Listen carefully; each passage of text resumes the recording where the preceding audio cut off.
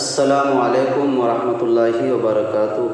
دوستو، آج بتاریخ 30 جون 2022 بروز جمعرات اور ذوالقعدہ کا آخری تاریخ یعنی 29 تاریخ ہے۔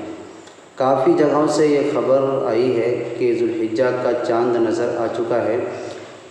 ہمارے امارت شرعیہ بہار، اڑیسہ، جھارکھنڈ وہاں سے بھی اس خبر کو تصدیق کے ساتھ شائع کیا ہے کہ ذوالحجہ کی آج پہلی تاریخ ہے، اور اس حساب سے ہمارے ملک ہندوستان کے اندر عید الاضحیٰ کا جو تہوار ہے وہ 10 جولائی 2022 بروز اتوار کو انشاءاللہ تعالی منایا جائے گا۔